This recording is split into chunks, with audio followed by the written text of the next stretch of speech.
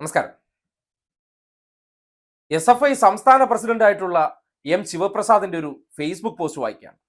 അതും നമ്മുടെ ഷൈൻ ടീച്ചറിനെതിരായിട്ടുള്ള ആ വ്യാജ അവിഹിത കഥ പുറത്തേക്ക് വിട്ടല്ലോ. അതുമായി ബന്ധപ്പെട്ട് കോൺഗ്രസ്സുകാരാൽ സൃഷ്ടിക്കപ്പെട്ട സ്ക്രിപ്റ്റ് ഒരു ഇടതുവിരുദ്ധനായിട്ടുള്ള യൂട്യൂബ് വായാടിയായിട്ടുള്ള കോൺഗ്രസ്സുകാർ മുൻ ഇടതുപക്ഷക്കാരൻ എന്ന ലേബലിൽ ഉപയോഗിക്കുന്ന 70 വയസ്സ് തികഞ്ഞ KM ഷാജഹാൻ എന്ന വ്യക്തിയിലൂടെയാണല്ലോ പുറത്തേക്ക് അവതരിപ്പിക്കപ്പെട്ടത്. ആ വിഷയവുമായി ബന്ധപ്പെട്ട് ശിവപ്രസാദ് കുറിച്ചിരിക്കുന്ന വാക്കുകൾ നിങ്ങൾ കേൾക്കണം. സ്ത്രീകളെപ്പറ്റി നവമാധ്യമങ്ങളിൽ അപവാദം വിളിച്ചു പറയുന്നവരെ തെരുവിൽ മര്യാദ പഠിപ്പിക്കണം. നിരീക്ഷകനായാലും കോൺഗ്രസ് ആയാലും കൃത്യമാണ്. അതിനപ്പുറത്തേക്ക് ഒരു വാക്ക് പോലും പറയാനില്ല. എന്നിരുന്നാലും ചില കാര്യങ്ങൾ, അതായത് 70 വയസ്സ് കഴിഞ്ഞ ഒരു പടുകിളവനാണ്. അയാളുടെ മകളുടെ പ്രായം ഈ ഷൈൻ ടീച്ചർക്ക് വരുള്ളൂ. അങ്ങനെ നടക്കുന്ന ഒരു മുതുക്ക് കിളവൻ, ആ മുതുക്ക് കിളവന്മാരെ സംബന്ധിക്കുന്നിടത്തോളം ഈ കഴുതയുടെ അവസ്ഥയാണ്. കാമം കരഞ്ഞു തീർക്കണം. നമ്മുടെ നാട്ടിൽ നോക്കിയാൽ മതി, ഒരു 70 വയസ്സൊക്കെ കഴിഞ്ഞാൽ ചിലർക്ക് വല്ലാത്ത ഞരമ്പ് രോഗം ഉള്ളിൽ നിന്ന് ഇങ്ങോട്ട് വരും.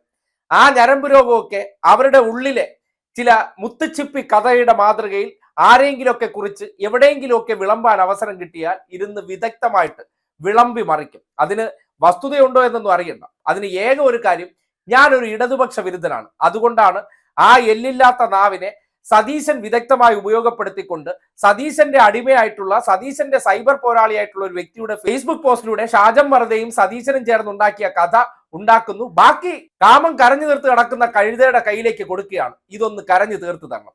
അപ്പോൾ സ്വാഭാവികമായിട്ടും ഇത്തരം ഫ്രസ്ട്രേഷനുമായിട്ട് ആ മുഖം കണ്ടാൽ തന്നെ അറിയാം. ഉണ്ണിയെ കണ്ടാ അറിയാലോ ഊരിലെ പഞ്ഞോ എന്ന് പറഞ്ഞ കണക്ക് ഇതുപോലുള്ള ചില വ്യക്തികളെ ആർക്ക് ആവശ്യമാണ്? കേരളത്തിലെ സംഘപരിവാറുകാർക്ക്, ഇടതുവിരുദ്ധർക്ക്, കോൺഗ്രസ്സുകാർക്കൊക്കെ ആവശ്യമാണ്. മുൻ VS പേരൊക്കെ പറഞ്ഞ് VS കൂടെ പെട്ടിയെടുക്കാൻ നടന്നിട്ടുണ്ട്. VS ഊറ്റി ജീവിച്ചുകൊണ്ട് നടന്ന്, VS പൊളന്ന്, VS പറ്റിച്ച് അവസാനം VS ഞണ്ണാൻ കൊടുത്ത് ജീവിച്ചിരുന്ന മഹാഭാവിയാണ്. അതായത് അദ്ദേഹത്തിന്റെ മാസപ്പടിയിലാണ് ഈ പറയുന്ന ബിരുദൻ ജീവിച്ചിരുന്നത്. എന്നിട്ട് ആ ലേബൽ വെച്ചിട്ട് ഇന്നിപ്പോ കച്ചവടം നടത്തി സ്വന്തം വയറ്റിപ്പിഴപ്പുണ്ടാക്കുകയാണ്. അതാണ് ഈ പറയുന്ന കാമം കരഞ്ഞു തീർക്കുന്ന കഴുത. അയാളാണ് ഇപ്പോൾ ഷൈൻ ടീച്ചർക്കെതിരെ ഇങ്ങനെ ഒരു പരാമർശം നടത്തിയത്. അതിന് വേറൊന്നും ചെയ്യാനില്ല.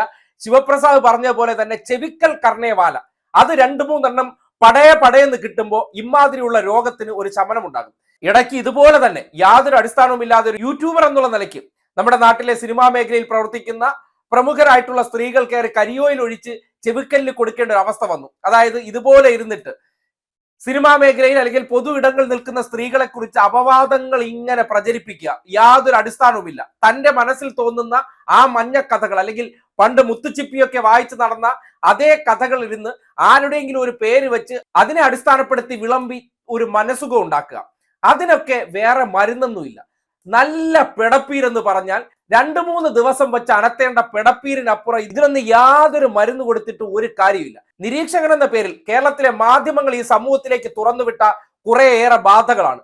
ഒരു സ്പേസും അർഹിക്കാത്ത, ഏറ്റവും വലിയ ഞരമ്പൻ മനോഭാവമായിട്ടുള്ള, സ്ത്രീകളോട് യാതൊരു തരത്തിലും മര്യാദയും ഇല്ലാത്ത ഇടതുവിരുദ്ധ മനോഭാവമുണ്ട് എന്ന ഒറ്റ കാരണത്താലാണ് ഈ കാമം കരഞ്ഞു തീർക്കുന്ന കഴുതയൊക്കെ വല്ലാത്ത സ്പേസ് കൊടുത്ത് സമൂഹത്തിന്റെ മുന്നിലേക്ക് ഇറക്കി വിട്ടിരിക്കുന്നത്.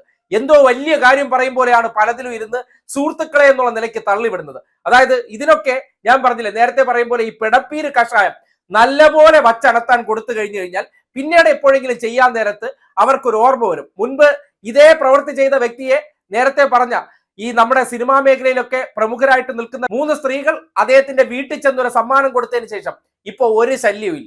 അതുപോലെയാണ് ഇതുപോലുള്ള കാമം കരഞ്ഞു തീർക്കുന്ന കഴുതകളെ ട്രീറ്റ് ചെയ്യേണ്ട രീതി എന്ന് പറയേണ്ടി വരികയാണ്. അത് വളരെ കൃത്യമായിട്ട് ശിവപ്രസാദ് പറഞ്ഞു വെച്ചിട്ടുണ്ട്. അത് 1-2 അനുഭവം ഉണ്ടായി കഴിയുമ്പോഴത്തേക്കും ഈ ചൊറിച്ചിലങ്ങ് മാറിക്കിട്ടും. ഏതെങ്കിലുമൊക്കെ വ്യക്തിക്ക് വേണ്ടി, മറ്റുള്ളവരെ സമൂഹത്തിന്റെ മുന്നിൽ അധിക്ഷേപിക്കാൻ വേണ്ടി ഇമാതിരി തെമ്മാടുത്തം ഉണ്ടാക്കി വിടുന്നവരെയൊക്കെ എന്തെങ്കിലും ഉപദേശിച്ച് നന്നായി കളയാമെന്നോ ഒരു കേസ് കൊടുത്ത് എന്തെങ്കിലും ചെയ്യാമെന്ന് വിചാരിച്ചാൽ നടക്കണ കേസല്ല. അതൊക്കെ ഈ സമൂഹം ഇനിയിപ്പോ പ്രായോഗികമായി ചിന്തിക്കേണ്ട കാലഘട്ടത്തിലാണ്. പുതിയ കാലഘട്ടത്തിലെ SFI പിള്ളേർക്ക് വരെ അത് തോന്നുന്നുണ്ടെങ്കിൽ നിയമം ഇതിനൊന്നും പര്യാപ്തമല്ല. ഇത്തരം ഞരമ്പ് രോഗികളെ ഒന്നും നിയമം കൊണ്ട് നിയന്ത്രിക്കാൻ പറ്റില്ല. അതിനൊക്കെ വേണ്ടത് നല്ല മടൽ കഷായമാണ്. 1-2 തവണയുള്ള മടൽ കഷായത്തിൽ ഇദ്ദേഹത്തെ പോലുള്ള വ്യക്തികളൊക്കെ മിടുമിടുക്കനായി മാറുമെന്നുള്ള കാര്യത്തിൽ ഒരു സംശയവുമില്ല. അത് എവിടെ നിന്ന് എപ്പോ കിട്ടുമെന്ന് മാത്രം ഇനി നോക്കിയിരുന്നാൽ മതി എന്ന് മാത്രമേ പറയാനുള്ളൂ.